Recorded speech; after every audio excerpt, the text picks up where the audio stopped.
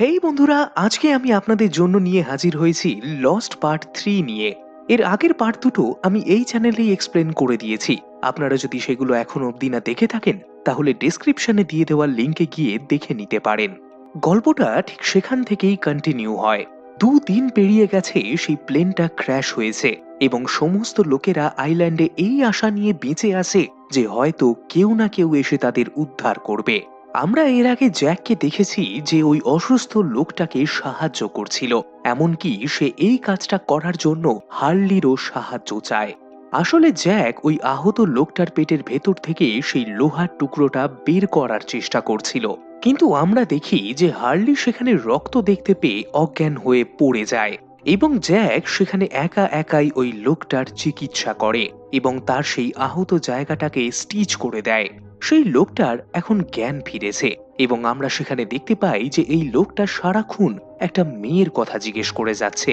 এমনকি সেই আহত লোকটা সেখানে জ্যাককে তার কোটের পকেটটা চেক করতে বলে এবং সেখান থেকে সেই অপরাধীর ছবি জ্যাক খুঁজে পায়। আসলে এই আহত লোকটা একজন ইউএস মার্শাল এবং সে এলএ অবধি অর্থাৎ লস অ্যাঞ্জেলেস অবধি একটি অপরাধীকে নিয়ে যাচ্ছিল এবং জ্যাক যেই মুহূর্তে সেই অপরাধী ছবিটা দেখে সে আকাশ থেকে পড়ে, কারণ সে বুঝতে পেরে যায় যে আসলে ওই ছবিগুলো কেটের, অর্থাৎ কেটি হচ্ছে তাদের মধ্যে সেই অপরাধী। এরপরেই রাতের বেলা আমরা দেখি যে হার্লি সেই ঘরটাতে আসে যেখানে জ্যাক ওই আহত মার্শালের চিকিৎসা করছিল। হার্লি এসে সেখানে ওই আহত লোকটাকে দেখে বলে যে এর অবস্থা তো খুব খারাপ, এ কি আদেও বাঁচবে? এর উত্তরে জ্যাক বলে যে আমি ওর চিকিৎসা করছি, অ্যান্টিবায়োটিকও তাদের কাজ করছে এবং খুব তাড়াতাড়ি হয়তো ইনি সুস্থ হয়ে যাবে। ইতিমধ্যেই হার্লির নজর নিচে একটি ছবির ওপরে পড়ে এবং আসলে সেটা কেটের ছবি ছিল। হার্লিও এখন বুঝতে পেরে যায় যে কেট কত বড় একজন অপরাধী। এটা দেখে সে জ্যাককে এই ছবিটা দেখায়, কিন্তু জ্যাক তো আগে থেকেই এটা জানতো। এরপরেই হার্লি জ্যাককে জিজ্ঞাসা করে যে তোমার কি মনে হয় কেট এমন কি অপরাধ করে থাকতে পারে? এর উত্তরে জ্যাক তখনই বলে যে এটা আমার দেখার দায়িত্ব নয়, কেট যাই করে থাকুক না কেন তার শাস্তি আইন দেবে। সিনটা এখান থেকেই শিফট হয় সাইদ এবং কেটদের ওপরে, যারা ট্রান্সমিশন পাঠানোর জন্য জঙ্গল থেকে দূরে গেছিল। তারা সেখান থেকে কোনো সিগন্যাল ট্রান্সমিট করতে পারেনি, কারণ সাইদ এইটা সেখানে গিয়ে জানতে পারে যে এই আইল্যান্ড থেকেই একটি মহিলা বিগত 16 বছর ধরে একটি সিগন্যাল পাঠাচ্ছে, কিন্তু তার কোনো রিপ্লাই আসেনি এবং যেহেতু সেই আইল্যান্ড থেকে অলরেডি একটা সিগন্যাল পাঠানো, সেই কারণে তারা আর সিগন্যাল পাঠাতে পারে না এবং এরপরেই তারা ফিরে আসার সিদ্ধান্ত নেয়। কিন্তু ফিরতে ফিরতে সেখানে সন্ধে নেমে আসে, সেই কারণে সাইদ সকলকে বলে যে আমাদের এই মুহূর্তে জঙ্গল ক্রস করা উচিত হবে না, সেই কারণে আমাদের এইখানেই ক্যাম্প খাটিয়ে রাতটা কাটিয়ে নেওয়া উচিত। কিন্তু সেখানে সয়ের সাইদের কথা মানতে চায় না। সে বলে যে আমি রাতের অন্ধকারে জঙ্গল ক্রস করতে ভয় পাই না, কিন্তু সাইদ বারবার তাকে বোঝানোর চেষ্টা করে যে সেখানে কোনো জঙ্গলি জন্তু থাকতে পারে, কিন্তু সয়ের কোনো রকম ভাবেই মানছিল না। সে সাইদকে তার বন্দুকের গুলিগুলো ফেরত দিতে বলে, কিন্তু কেটের অনেক করে বোঝানোর পরে সয়ের সেখানে রাত কাটাতে মেনে যায়।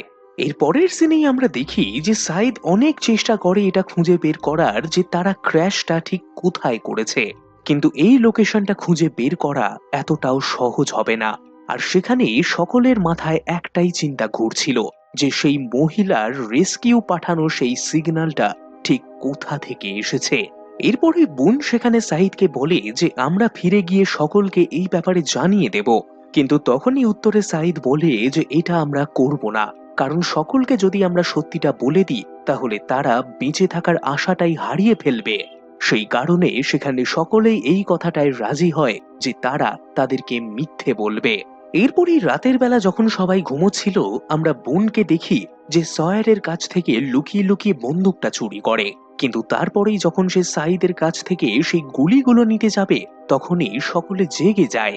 শেনেন সেখানে বোনের ওপরে চিৎকার করতে থাকে। সে সাইদকে বলে যে এ তো বন্দুক চালাতেই জানে না, তো এইগুলোকে নিয়ে কি করবে? কিন্তু বোন তখনই বলে যে এই জঙ্গলটা ভীষণ খতরনাক, এখানে আমি নানা ধরনের আজে বাজে আওয়াজ শুনেছি, সেই কারণে কাউকে একজনকে তো পাহারা দিতে হবে।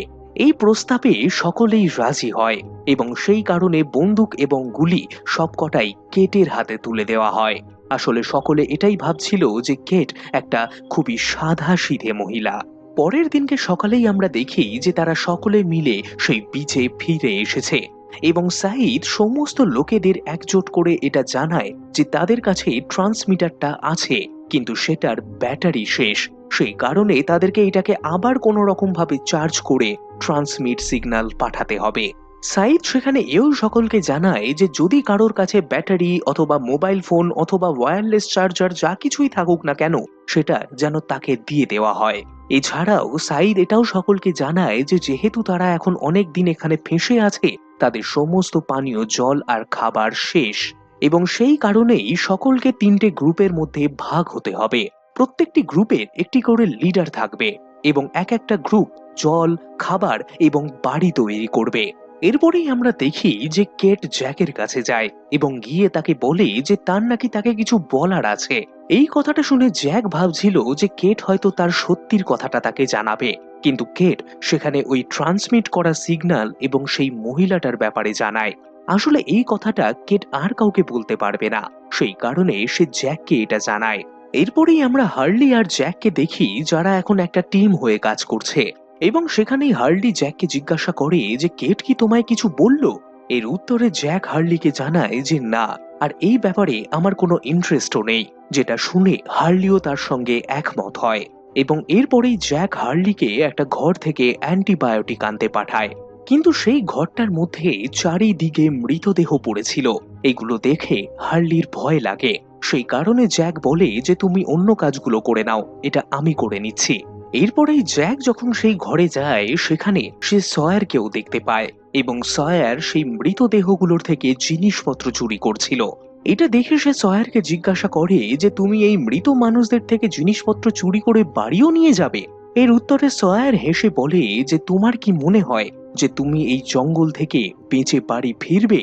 এই প্রশ্নটাকেই জ্যাক পাল্টে সয়ারকে করে এবং এর উত্তরে সয়ার হেসে বলে যে আমি এখন জঙ্গলে আছি, আমি ফিরবো কিনা জানি না, কিন্তু এই জঙ্গলে আমাকে বাঁচিয়ে রাখার জন্য যা যা করণীয় আমি সেই সব কিছুই করব। এরপরেই সিনটা শিফট হয় বাইরের লোকেদের উপরে, যারা সমস্ত লাগেজ এক জায়গায় একজোট করছিল।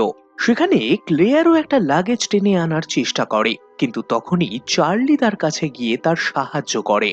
সেখানেই কথায় কথায় চার্লি ক্লেয়ারকে জিজ্ঞাসা করে যে তোমার পেটে যে রয়েছে তার বাবা কি এই প্লেনে ছিল?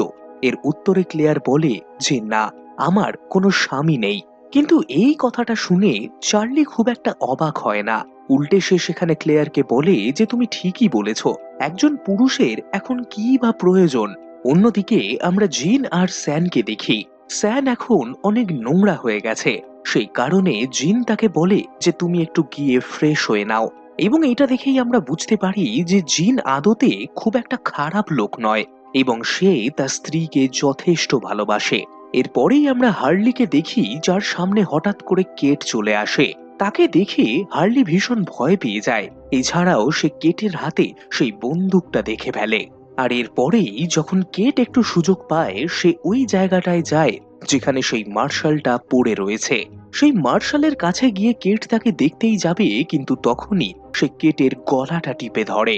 কেট কোনোভাবেই নিজেকে ছাড়াতে পারে না এবং তখনই ঠিক সময়ে সেখানে জ্যাক চলে আসে। জ্যাক মার্শাল আর কেটকে আলাদা করে এবং সে কেটকে জিজ্ঞাসা করে যে সে এমন কি বলল যার কারণে মার্শাল এইভাবে উত্তেজিত হয়ে গেল। এর উত্তরে কেট জানায় যে সে তো কিছুই বলেনি এবং সে শুধুমাত্র তার কাছে গিয়ে সে কেমন আছে এটা দেখতে চাইছিল এবং মার্শাল তখনই তার গলা চিপে ধরে। কিন্তু এরপরেই দেখা যায় যে মার্শালের সেখানে ভীষণ জ্বর চলে আসে। এটা দেখে কেট জ্যাককে বলে যে এই মার্শাল এইভাবে কতদিন তরপাতে থাকবে, এমন কোনো উপায় নেই যাতে একে মেরে ফেলা যায় এবং তার সমস্ত যন্ত্রণা থেকে সে রেহাই পেয়ে যাবে।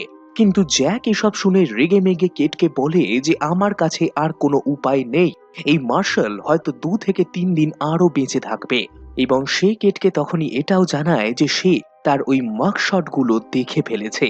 অর্থাৎ কেট এবার বুঝে যায় যে জ্যাক তার সত্যি পরিচয়টা জেনে ফেলেছে। এরপরেই দেখা যায় যে সেই আইল্যান্ডে মুষলধারে বৃষ্টি নামে এবং সকলেই সেই বৃষ্টির হাত থেকে বাঁচার জন্য একটা নিরাপদ আশ্রয় খোঁজে এবং এমনই এক নিরাপদ আশ্রয় আমরা ওয়াল্টার আর মাইকেলকে দেখি। সেখানে মাইকেল তার ছেলেকে জিজ্ঞাসা করে যে তুমি ওই অচেনা লোকটার সঙ্গে সবসময় ঘোরো কেন? আসলে মাইকেল মিস্টার জনের কথা বলছিল। ওয়াল্টার তখনই জানায় যে ওনার নাম মিস্টার জন লগ এবং তিনি খুব ভালো একটা লোক। সে আমার খুব ভালো বন্ধু হয়ে উঠেছে, এমনকি সে আমাকে একটা সিক্রেট কথা বলেছে। মাইকেল এটা শুনে তখনই ওয়াল্টকে জিজ্ঞাসা করে যে কি সেই সিক্রেট। এর উত্তরে তখন ওয়াল্ট বলে যে উনি আমায় জানিয়েছে যে এই সমস্ত